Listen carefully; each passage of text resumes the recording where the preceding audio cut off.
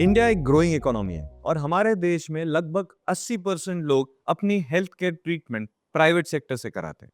ये अभी अच्छी बात है या बुरी बात है मैं इसमें नहीं जाना चाहता हूं, बट इसका मतलब है एक सिग्निफिकेंट कॉस्ट बर्डन है। अगर रोमैटिक बीमारियां किसी को फैमिली में है तो इसका फाइनेंशियल बर्डन कैसे हैंडल किया जाए।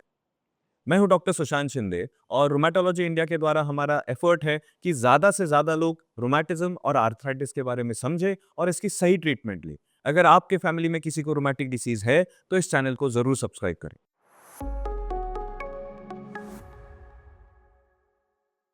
देखिए, रोमैटिक बीमारियां या आर्थराइटिस, गठियावाद, आमवात ऐसी बीमारियां लंबे समय तक चलने वाली बीमारियों में से है जिसे हम क्रॉनिक डिसीज कहते हैं। अब क्रॉनिक डिसीजेस का हेल्थ बर्डन, जो फाइनेंशियल बर्डन है, उसकी बात करते हैं।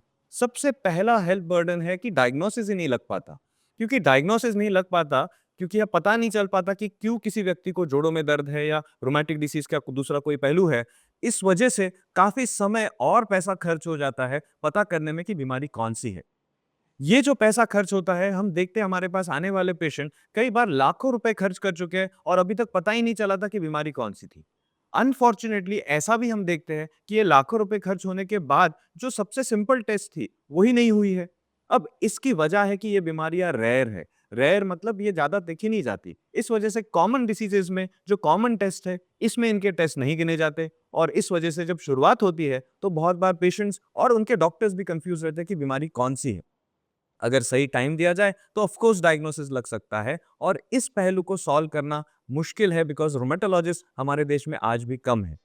एक सॉल्यूशन ये हो सकता है कि अगर आपको जोड़ों की कोई प्रॉब्लम है तो जल्द से जल्द नजदीकी रोमेटोलॉजिस्ट को मिले, तो उसमें आपके अननेसेसरी इन्वेस्टिगेशंस कम करके नेसेसरी इन्वेस्टिगेशंस पे फोकस किया जा सकता है। मैं वापस कहूंगा, अननेसेसरी इसलिए नहीं क्योंकि कोई करना चाहता है, अननेसेसरी इसलिए हो जाते हैं बिकॉज आपकी डिसीज अपने आप में रेयर है, इसे पकड़ना एक डिफिकल्ट साइंस है।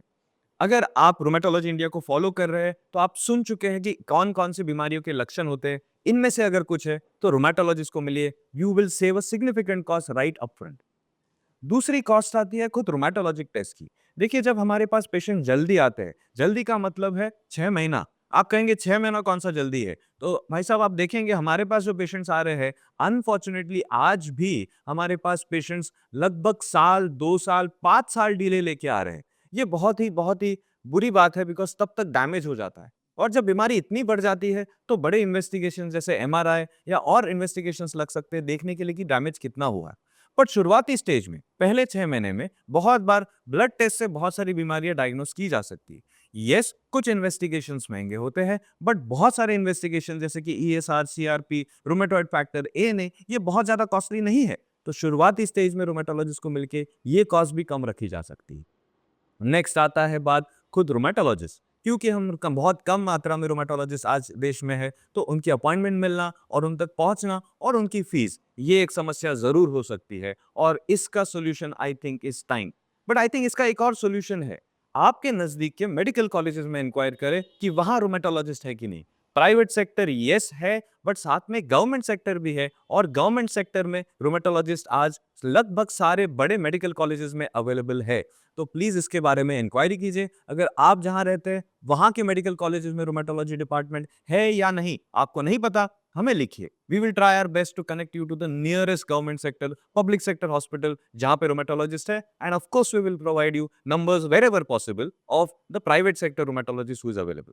इसके बाद आती है बात दवाइयों की। क्या दवाइयाँ रोमैटिक डिसीज की महंगी है? I would say no. देखिए, कुछ बेसिक दवाइयाँ हैं जिन्हें हम कन्वेंशनल ड्रग्स कहते हैं। ये दवाइयाँ बिल्कुल महंगी नहीं है। इनकी कॉस्ट शायद उतनी ही होंगी जितनी आपकी अगर किसी को ब्लड प्रेशर या डायबिटीज की दवाइयाँ लेनी पड़े, उससे ज्यादा कॉस्ट की तो नहीं है। क्या ये लाइफ लॉन्ग लेनी है? लाइफ लॉन्ग तो नहीं कह पाएंगे, डिपेंड करता है कौन सी बीमारी है, बट लॉन्ग टर्म जरूर लेनी है। Anywhere above 5 years is average duration जो मेरे मेजॉरिटी पेशेंट्स दवाइयाँ ले रहे। बट ये दवाइयाँ इतनी भी महंगी नहीं कि लोग अफोर्ड ना कर पाए। इस वजह से मत छोड़िए कि दवाई मिल नहीं रही थी। आप अपने डॉक्टर से बात करें। ये हम जरूर देखते हैं कि ड्रग्स शायद अगर आप मेजर सिटी में नहीं रह रहे हो तो वहां पर शायद दवाइयां मिलना प्रॉब्लम हो सकता है, वहां आपकी कॉस्ट थोड़ी बढ़ सकती है। But I can tell you, लगभग सारे डॉक्टर्स जो आज मैं देख रहा हूं, we are trying our best कि आप तक हमारी दवाइयां पहुंचे। अगेन, क्योंकि बीमारी रेयर है इसलिए दवाई अवेलेबल नहीं है, बट अगर दवाई अवेलेबल नहीं है तो आप अपने डॉक्टर से बात करें, आपको दवाई लो कॉस्ट में आपके नजदीक मिलने की कोशिश लगभग मैं प्रॉमिस कर सकता हूं सारे ही डॉक्टर्स आज कर रहे हैं। अब इसके आगे बात आती है एडवांस दवाइयों की।